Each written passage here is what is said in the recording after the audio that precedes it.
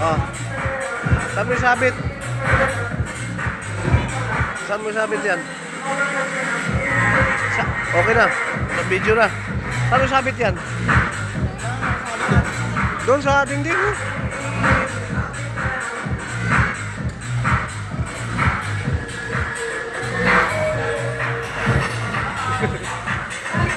Paalam ka sa gwardiya dyan.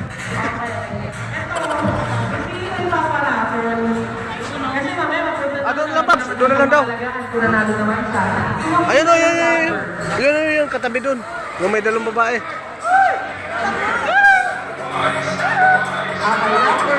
Ano yung sabi ko? Ang dami pala. Kanina yung pakpak. What's up mga Paps? So magandang araw, magandang tanghali sa lahat. Andito na naman tayo sa ngayon sa isang charity event na ating atinan. In behalf ng One Grabis Philippines, andito tayo nakasuporta or naka-join sa charity ng Honda Click Blue, Quezon City Chapter. First charity event. So ayan na yung tropa ko na member ng North, si Paps Arnel Rizaga. Ayan, sinasabit na yung ating pangmalakasang banner ng North, OGPH North Chapter. So ayan, ang daming mga motor, puro naka-blue yan mga Paps. Ayan, sinasabit natin yung ating banner. So isa na namang mapagpalang araw na nakatulong tayo.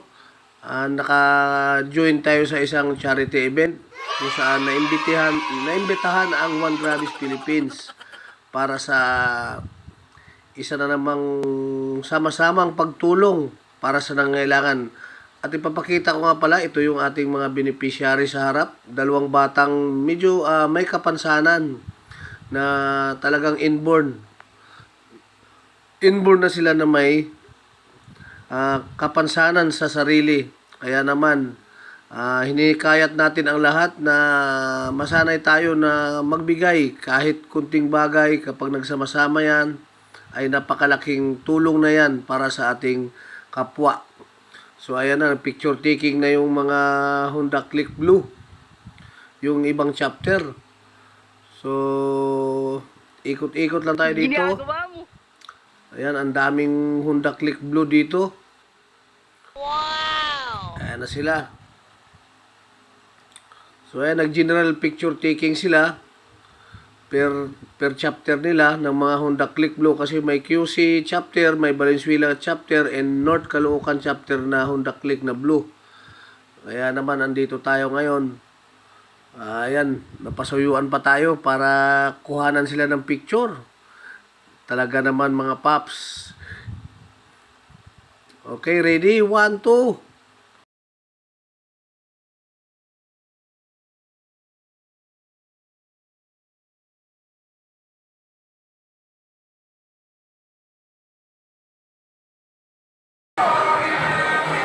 Go. Ayaw sa kalain mo nun.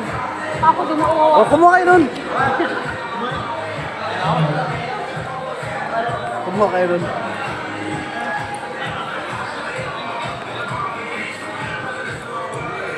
Oh, ano yan?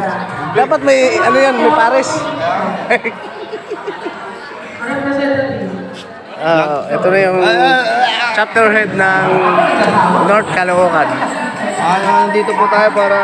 Inyo ba to? Sa inyo itong organize? Ay, ito pala t-shirt niya. Ito treasurer ng ng Honda Click Blue Quezon City.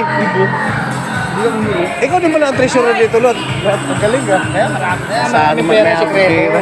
Kapira talaga to eh.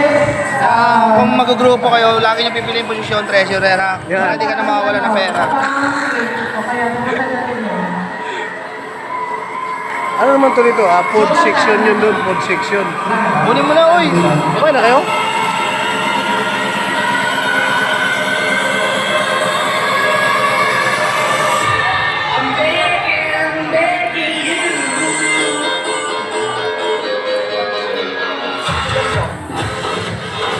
Bibigay na naman namin to. Ito.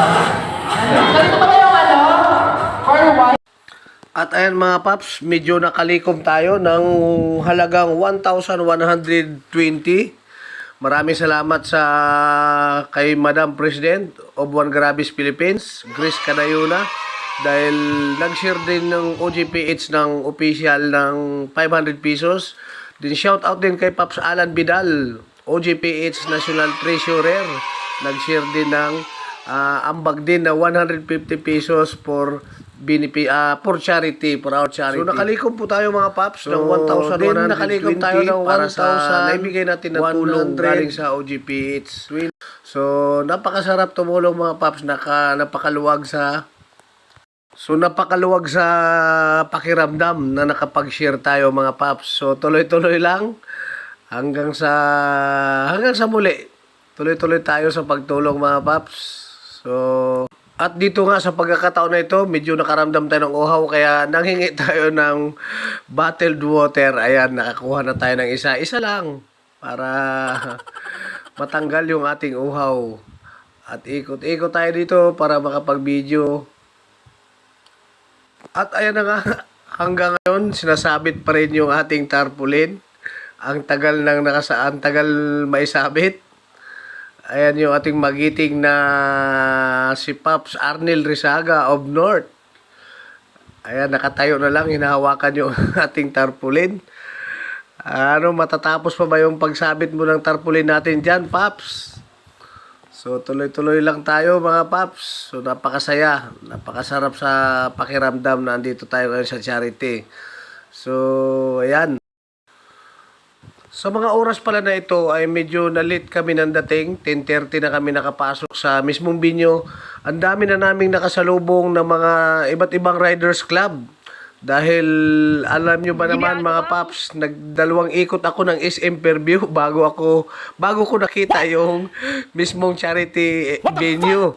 Talaga naman, taga rito na tayo sa QC, malapit na tayo sa SM Fairview, pero hindi pa rin natin nakita kaagad yung pinaka-binyo ng charity. Kaya naman natagalan tayo. Shout out kay Paps Arnel Risaga, ang pinakaunang nakarating sa charity binyo. So, medyo nalit tayo mga Paps. Pasensya na. Pero nakarating pa rin tayo ng 10:30. Kaya sa puntong ito, ongoing pa yung charity event. Then mga 11:30 ay umalis na kami at pumunta na kami ng Saranay mga Paps. At kasunod ng video na ito, ay mayroon tayo sa pagkakataong ito ay natawagan ng One Grabis Philippines para saya tayo ay lumapit ng ambience ating beneficiary for picture taking pagkain nila. Ayan na po. Kaya susunod